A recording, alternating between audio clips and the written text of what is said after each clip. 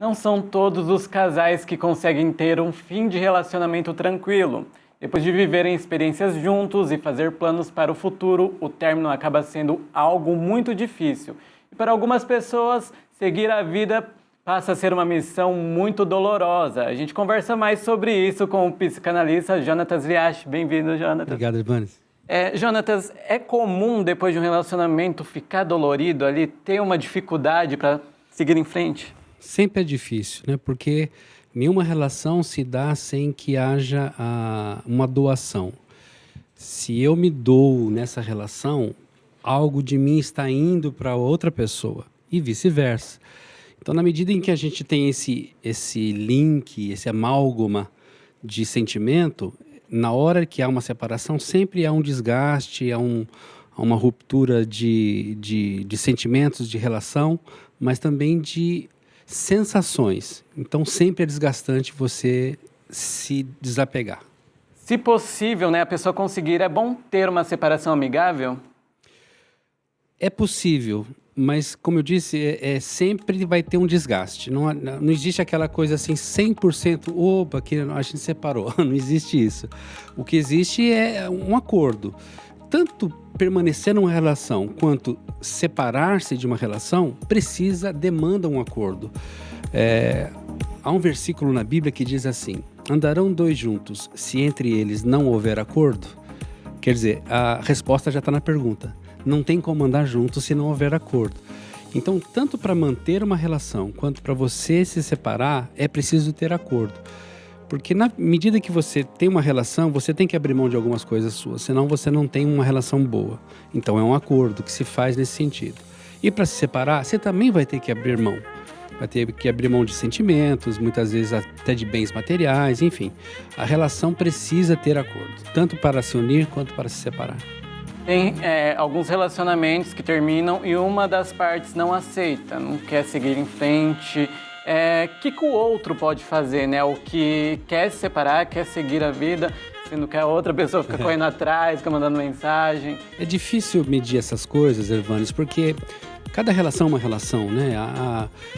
Como é que se dá uma relação? A relação se dá em duas bases, ou por emoção ou por interesse.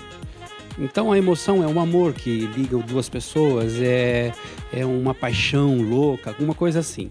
Ou então é um interesse, por exemplo, uma necessidade. Um precisa do outro para manter-se bem, estável individualmente. Então o outro o completa nesse sentido. Então a base de uma relação sempre é ou emoção ou interesse. Mas veja que a emoção pode ser o ódio. E o interesse pode ser não uma necessidade, mas um controle.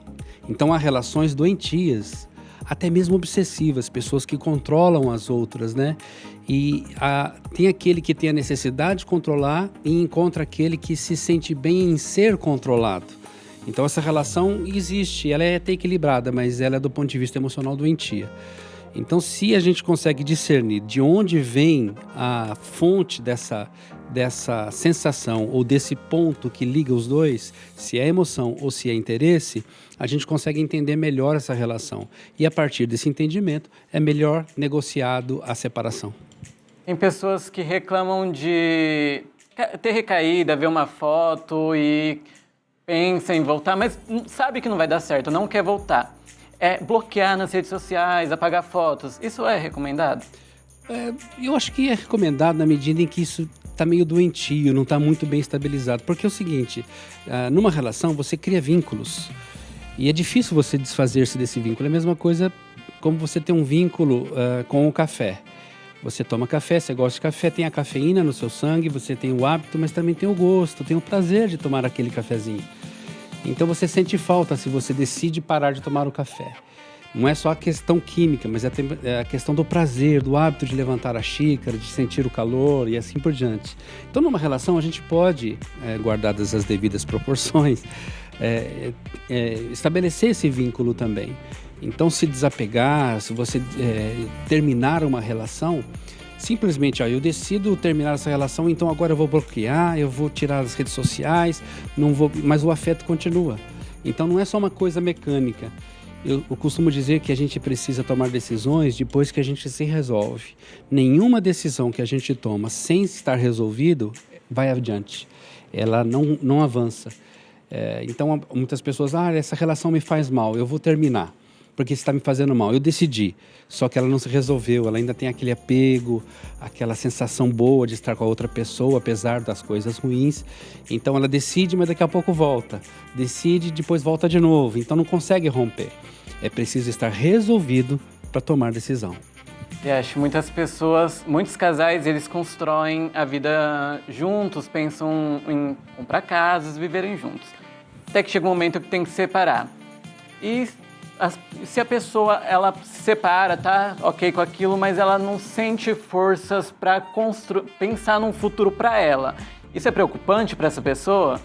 Eu acho que é natural. É preocupante na medida em que ela não consegue se desligar da relação anterior.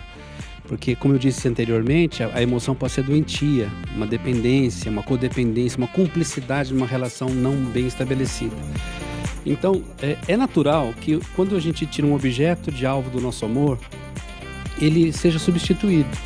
Mas quando não há essa substituição, então a gente pode se sentir mal. Aí a ansiedade, a angústia, o sofrimento, e a pessoa muitas vezes fala assim, eu não devia ter terminado, eu vou voltar para ele ou para ela, eu vou voltar a essa relação porque eu acho que eu fiz a coisa errada.